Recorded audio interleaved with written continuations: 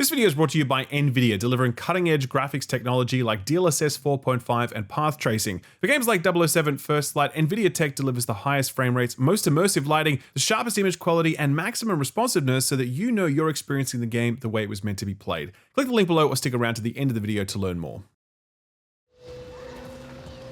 Wouldn't know where I can find the Tranquility Cave by any chance?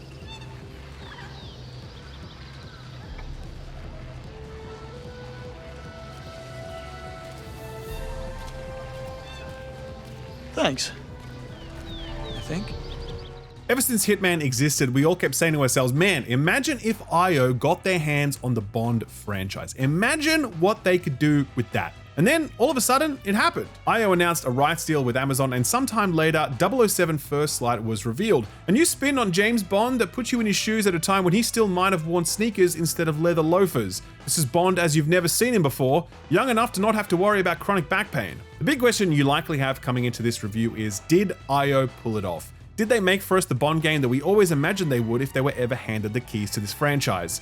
Well, I'm pleased to tell you that, yeah, broadly speaking, they have. But in order to appreciate that, I think we first have to divest ourselves of some of the expectations we might have carried with us when we imagined a Bond game made by IO. If you were hoping for Hitman with a Bond skin on it, you're going to be pretty disappointed, because while plenty of that Hitman DNA is here, a lot of it isn't, because Bond and Hitman are fundamentally different fantasies. Agent 47 prefers the guns pointed away from him as he disappears into an assumed persona, while Bond does his best work mogging the camera while driving a Jaguar through a platoon of heavily armed Russian goons. But just as Agent 47 also knows how to throw down when needed, so too does Bond know how to sneak, trick, disguise, and connive his way into or out of a situation. The task that IO had before them was, could they strike the perfect blend of clever, thoughtful, immersive sim puzzle box design and blistering, sun-soaked, high-speed, testosterone-fueled spectacle? Could they make the perfect Hitman and Bond cocktail, one that would leave us shaken and stirred?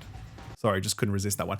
I do think the answer to this question is yes. IO got that formula largely correct, but there is still an unreconciled tension that sits at the core of it.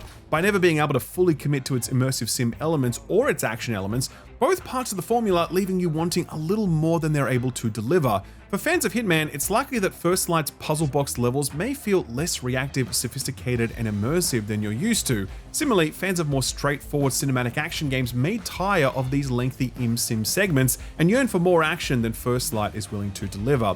But the unifying factor here is James Bond himself. We know who this guy is, and we know what sort of experience we should probably expect when playing a game starring him. It's not meant to be any one single thing, but rather a collection of vignettes. It's meant to be a little bit of sneaky spy work, a little bit of action, a little bit of driving, a little bit of under-the-covers field work with a femme fatale, throw in some Q gadgets and some flirty banter with Moneypenny, and we're there, another Bond adventure just like all the others. And I mean that in the nicest way possible, because I really do think that 007 First Light does a wonderful job of capturing the very essence of James Bond. But even that isn't without its flaws, as a really terrible opening act left me reeling and very worried about where all this was headed, and persistent pacing issues make Bond's adventure feel more than a little padded out. It is 15 to 20 hours long, and I suspect it would have been a far better game had IO aimed for a tight 10 to 12 hours, but I'm very sympathetic to the realities of player expectations when it comes to number of hours for dollars spent. Even with these tensions and these complaints, this is still a brilliant Bond adventure, one that offers a unique spin on the characters, one that offers the deepest, broadest simulation of the 00 life, and one that captures the spirit of what made the Bond films so beloved. Their charm, their swagger, their spectacle. No studio could have been better suited to the task, and while it's a bit of a mixed bag in parts, I really do think that IO delivered most of what we'd been hoping for when we imagined what it would have been like to have the team behind Hitman offer their own unique spin on that other very famous spy.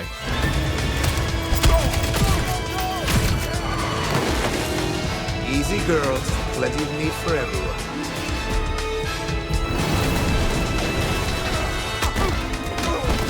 Bond. James Bond. Let's start with a quick whip around of performance, visuals, and presentation. I did this review on a high-end PC running at 4K max settings, DLSS set to quality, and I was getting around 100 FPS while doing that. Didn't have any crashes, frame drops were minimal, no gameplay related bugs. The only issue I had was on the very last mission of the game. I was getting truly awful stuttering, like really bad. I don't want to show you any footage of that because I don't want to spoil the last mission, but it was definitely a problem. Restarting the game and my PC did not fix it. I essentially had to finish the game with intense stuttering. I certainly hope IO have this bug in their sights before launch, because it definitely took some luster off the game's finale. Visually, 007 First Light is surprisingly often a fairly simple looking video game. A lot of time is spent in office interiors, in laboratories, in very plain urban spaces. You may see footage of these areas and think to yourself, not much to look at, is it? But I can assure you, much like the leading man himself, 007 First Light scrubs up pretty nicely when it wants to. Rather than constantly overawe you with overly designed locations, IO's artists have instead chosen to carefully dole out the visual stimulation, keeping their powder dry over long stretches before igniting it in the next party scene, the next set piece location, the next distant horizon or action showcase. When it wants to look good, 007 First Light looks really good, perfectly capturing the glamorous aesthetic of nightclubs, fancy European hotels, high society social mixes, and exotic beach resorts. Many of these settings benefit greatly from IO's proprietary Glacier engine, which is purpose-built to handle dense crowds with each person having their own geometry, their own physics, their own reaction to you bumping into them. The nightclub scene is the first proper showcase of this tech, and it certainly doesn't disappoint, offering maybe the most realistic feeling nightclub in any video game ever? Well, except for the one on the Citadel, of course.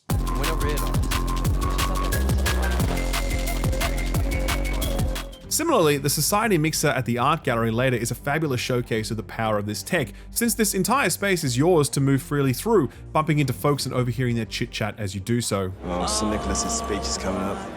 I should probably watch, in case he does another one of his earth-shattering tech demos. Sounds right up your alley.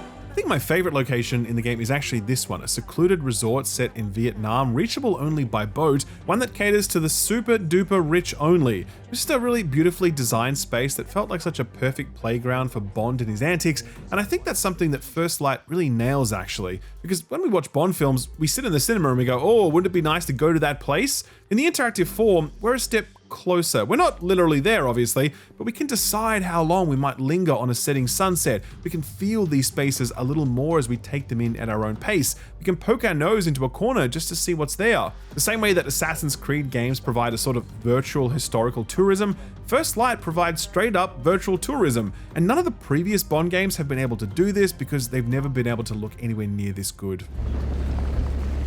Car park. In position. Speaking of good looking, wait until you get a load of this facial animation tech. Now, it's by no means best in class, as games like The Last of Us and Guardians of the Galaxy do have it beat, but it is very good. Certainly a cut above the average game, and it's a very big deal that IO managed to nail this as well as they have. This is a licensed game based on a movie property, so if facial animations weren't believable, it'd be the first thing you'd notice, but it especially matters in a Bond game because Bond is so often about the raised eyebrow, the smirk, the lingering gaze, the twinkle in the eye, the tiny imperceptible thing that makes you go, I think she's into Bond, and obviously Bond is into her. The fact that they're able to capture this so beautifully and so consistently pays huge dividends. I suspect you could turn the sound off in many scenes and still get a strong sense of what's going on just by reading these characters' faces. Then again, it's never really hard to guess what's going on when Bond's involved. Your visitor's pass, Mr. Bond. Thanks. This AAA presentation and polish is what any modern Bond game would have needed. Clearly, IO understood the assignment, considerably leveling up their technology to deliver on the high expectations that come with the source material, and the result is a sumptuous visual feast that sits comfortably in the broader Bond pantheon. After all, watching pretty people in pretty locations is half the fun of a Bond film, and First Light certainly has no shortage of eye candy. This city is an extension of my being. Well, you know what they say about paradise, Bond? So 007 First Light is really nice to look at, but how does it perform in the story department? Well, it's a little complicated, but I'll tell you that for the first few hours of this game, I really was not enjoying it, and a lot of that was down to the story. Now, honestly, it's not really possible for me to explain why without spoiling some story beats, and I'd rather not do that, especially for an embargo review. All I will say is that I think this opening act is kind of terrible, full of unlikable characters, some very strange story beats that do not endear you to this new Bond, and an absolutely terrible villain. By the end of that first act, I had a very bad feeling about where all of this was headed. But then, immediately after that, everything changes. Many of those characters and villains I didn't like are shoved to one side, almost never mentioned again throughout the duration of the game's runtime. In their place, the game's core cast of characters solidifies, and they're great. the game's true villain emerges, and they're great too. The story sets up an entirely new arc centered on different things, and at that point, it's pretty solid. In fact, it's surprisingly good. It's about AI and its role in security and intelligence, and the risks of AI's fallibility, which is obviously a very relevant question to us right now. Massive companies are firing scores of staff claiming to be replacing them with AI when half the time AI is spouting hallucinations and bullshit. Just last week, Google announced that they're replacing traditional search results with AI summaries. The world is about to start trusting this shit when most of the time what it says is wrong. Now imagine what would happen if a global intelligence apparatus started relying heavily on AI for its synthesis and conclusions, and you can see why First Light's premise has some really strong legs. The villains established here are also great. I won't spoil them, of course, but there is a cool villain that makes a lot of sense in the world of James Bond, and crucially, he's motivated by interesting things rather than just mustache-twirling villainy. He sort of has his heart in the right place, as twisted and as fucked up as that place ends up being, but it does make his motivations more interesting and relatable. Connected with that compelling story is a very compelling set of core characters. There's Moneypenny, who's cool and quirky and fun, and the chemistry between her and Bond is very well handled. There's M, who is, as always, doing her job, providing a steady hand, secretly supportive of Bond's risk-taking antics without ever being allowed to say it. There's also Q, of course, a father figure of sorts if your father wore three-piece suits and knew how to turn your iPhone into a railgun. But the real star of the supporting cast is Greenway. He's Bond's mentor, and he really doesn't think much of him at the beginning, but they're forced to spend time together, and I'm sure you can imagine where that relationship goes over time. It's just a really brilliant performance from actor Lenny James. He really did crush it. The game ends up having a lot of heart, and a lot of that is down to the depth of Greenway's character, both the excellent writing and James's flawless performance. 009 is a master manipulator. Whatever his endgame is, we won't see it coming.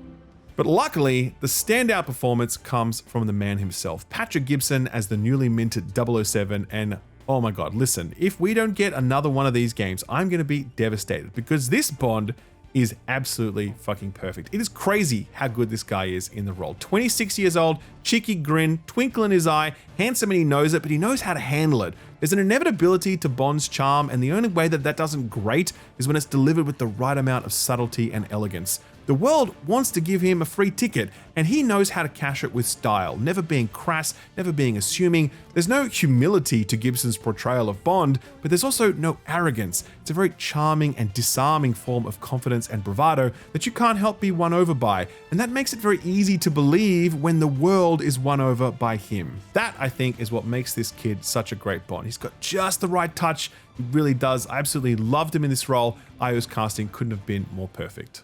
I must say, you look astonishing for your age, Agent Roth. Hardly a day over 50. Would you expect an apology? How about an explanation?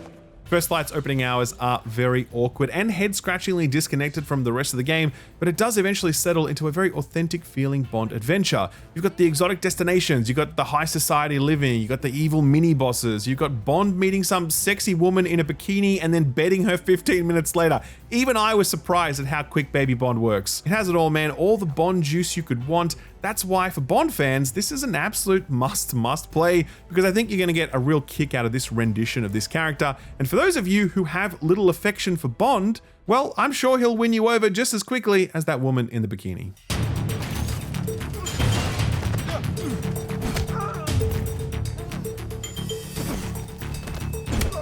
007 First Light is a rather unique game in the modern era. It's a licensed game based on a movie franchise. We don't get many of those these days. It's a strictly linear game. Again, we do not get many of those these days.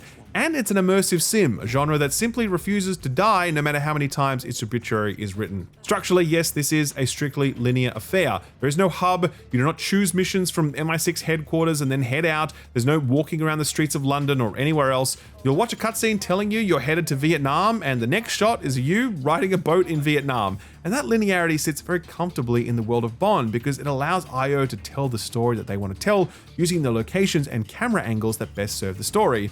But IO have very different level design goals when it comes to their gameplay scenarios, and that's why a number of First Light's levels feel lifted right from the Hitman handbook. These missions have a fairly linear introduction before opening up into these massive sequences set in large areas with lots going on around you, and you need to figure out a way through. Before that though, it's probably best we go meet Q. Bond is, after all, not all about fisticuffs and firearms. He's also very much about his gadgets. You'll often start your missions in Q Lab, where you're able to select up to 2 or 3 gadgets to bring along with you. The most important one is your Q Watch, which allows you to hack specific electronic devices, make guards sick so they'll wander off, and even let you temporarily stun or blind guards so you can just walk up behind them in the moment that they're dazed. Armed with these tools, you're ready to do some good old-fashioned spycraft, IO style. This society function is the perfect example. As the party goes on around you, you've got to get upstairs to hack a computer, and of course, there are a few different ways to do that. Personally, I stumbled on a PR publicist waiting for a contact. Rob Minkley, Crux magazine.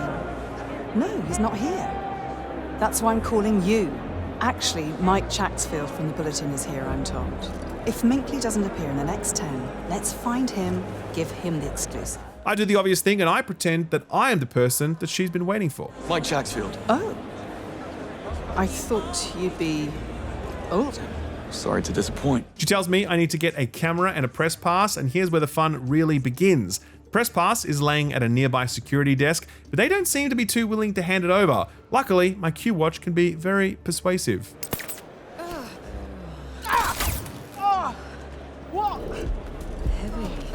Hope they weren't too attached. After that, I need a camera. I find a photographer who's walking around. I use my Q Watch to short circuit his camera, and he's like, oh shit, I need a new camera now. He then leads me to a place where I can find cameras, and again, I use my Q Watch to zap this guy in the face, walk right in, steal the camera, and off I go.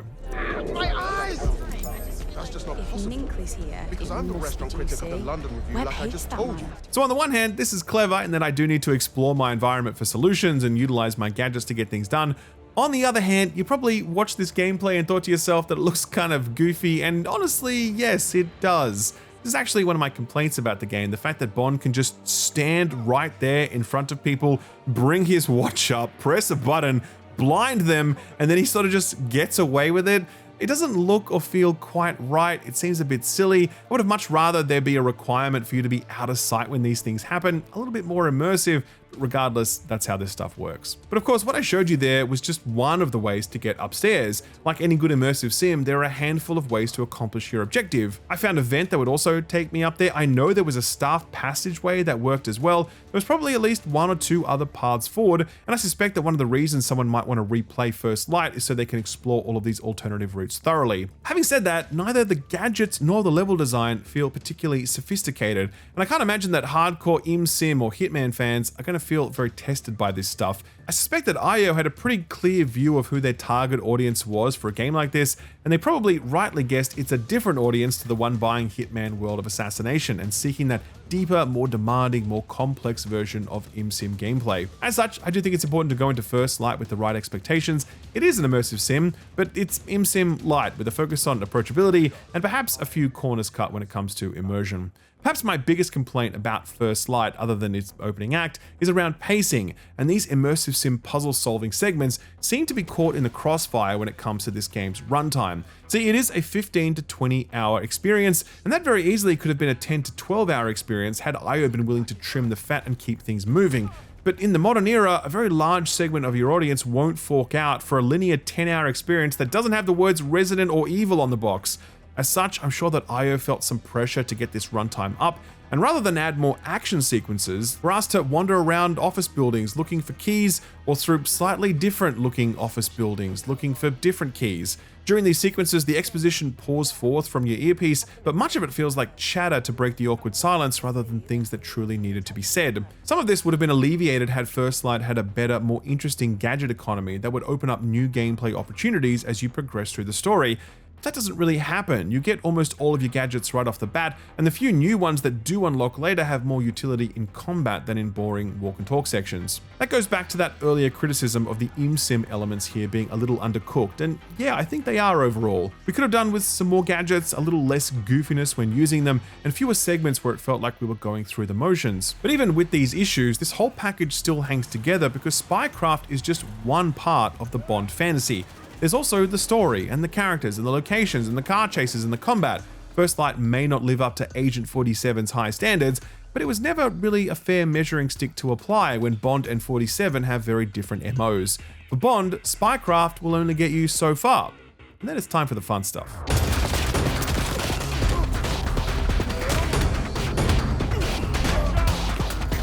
While the immersive sim elements of First Light can feel a little underbaked and overstretched, combat suffers from no such afflictions. In fact, it's so good that the biggest complaint you're likely to have is that there just aren't enough combat sequences to let you truly have your fill. Combat in First Light is either a fail state or just another option depending on how you see the world. You are encouraged to constantly crouch, quietly sneaking around specific locations, using stealth and gadgetry to get the job done without anyone noticing, but invariably you will make a mistake, get spotted, and then it's on like Donkey Kong. This is the fail state way of looking at things, but it is true that you could also just walk into every room fully erect, I'm talking about your stance by the way, settle down, and then just start serving up haymakers until the room is clear.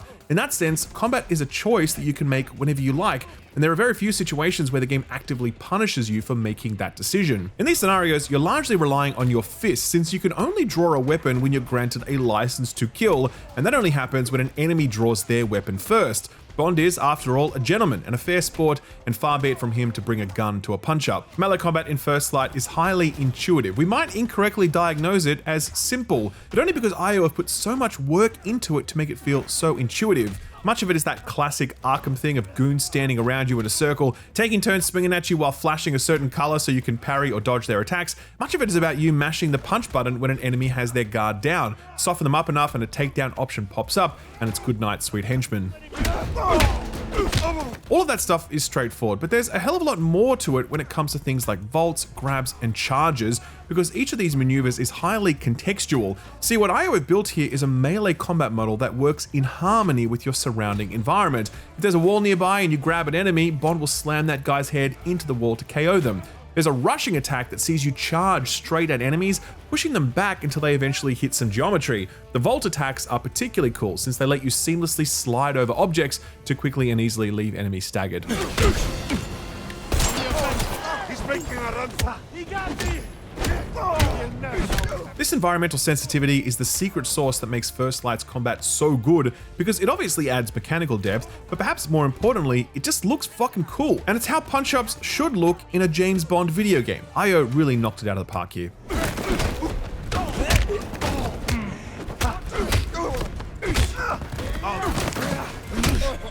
Of course, Bond does get that license to kill from time to time, and Gunplay exhibits the same smart design that delivers both mechanical depth and cinematic spectacle. Do expect plenty of aim assist when playing on a controller, making headshots plenty easy, and the ability to slow down time on a whim lets you pull off some very smooth kill chains.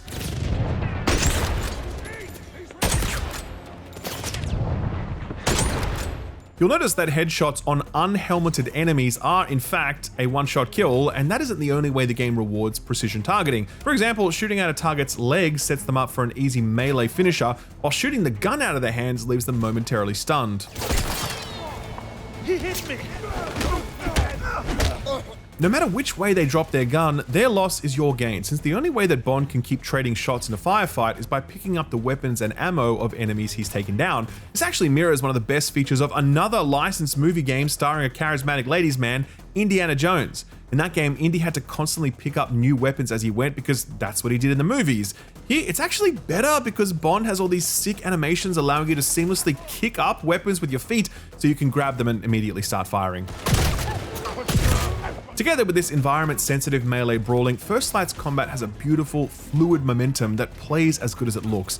You'll hide behind cover, empty a magazine to take down 3 goons, bum rush a 4th and toss your empty weapon at them to stagger them, perform a quick melee takedown, kick their weapon up off the floor, catch it, and start spraying it in a seamless motion. The highlight reels for this game are going to be absolutely insane, especially in the locations where IO really puts on a show. I can't get a clear shot.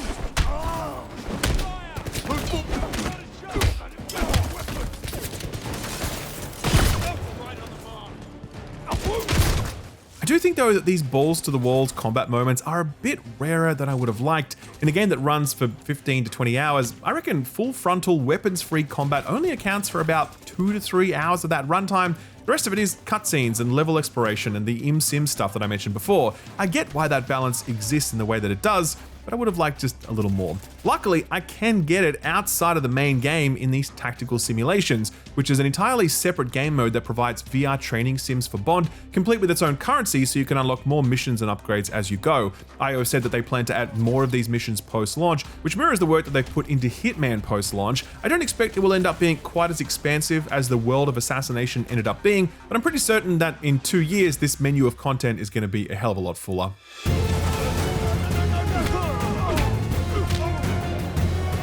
Who are we?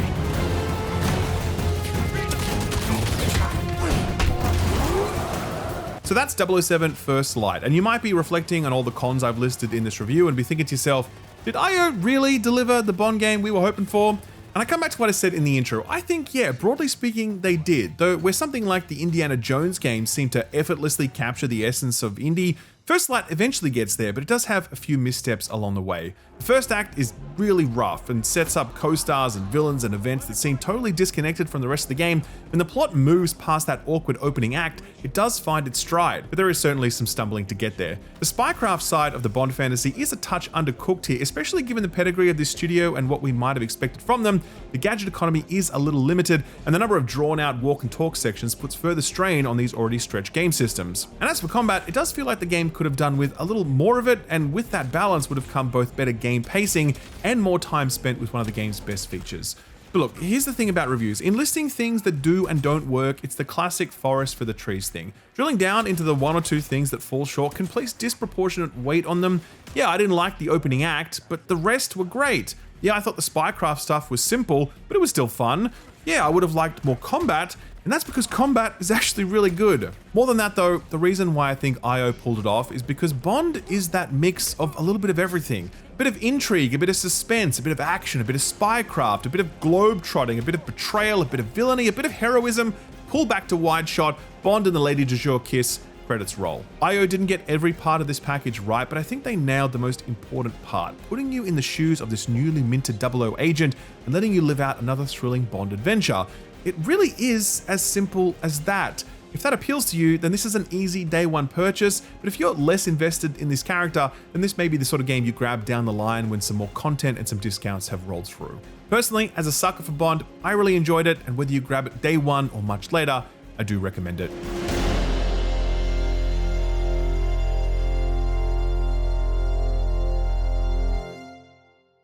007 First Light is a pretty stunning looking game no matter where you play it, but to ensure the sharpest image quality, best lighting and highest frame rates, you're going to want to play it on a GPU from this video's sponsor, NVIDIA. NVIDIA GPUs are the undisputed market leader because when it comes to raw processing power, nothing comes close to what NVIDIA's 50 series GPUs can produce. But NVIDIA does a lot more than just hardware. They've also delivered a suite of graphics technologies that push that hardware even further. For example, 007 First Light is a game that supports one of NVIDIA's flagship technologies, DLSS 4.5. Not only does this deliver a sharper image while reducing load on your hardware, but you can take your frame rates even higher with multi-frame generation. It's technology that's best suited to games just like this, slower moving cinematic games. 007 First Light actually supports up to 6 times frame generation, allowing you to push out well over 400 frames a second at 4K max settings. Personally, I was just interested to sync to my monitor's max refresh rate, which is 240 Hz, and so setting frame gen to the new dynamic mode was the easiest way for me to get there, since this option is purpose-built to sync your frame rate with your monitor's refresh rate, guaranteeing you the smoothest possible performance. Also, DLSS 4.5 gives you a lot of headroom to enable higher settings and more advanced features like path tracing, which will be added to 007 First Light post-launch. That'll deliver sharper reflections, better volumetric effects, more immersive fill lighting, and much more. It's a real system hog, but thanks to the power of DLSS 4 and frame gen, you'll be able to turn it on and experience 007 First Light as it was intended to be played. For years now, NVIDIA has been the market leader in graphical tech for the simple reason that they've never stopped innovating, and DLSS 4.5, frame generation, and path tracing are all examples of NVIDIA's relentless pursuit of the best possible visuals and performance in the games that matter to you. If you're interested to learn more, I've left a link to the NVIDIA product page below, showcasing all the benefits that NVIDIA tech brings to 007 First Light. A big thanks to NVIDIA for sponsoring the video, and thank you for watching it.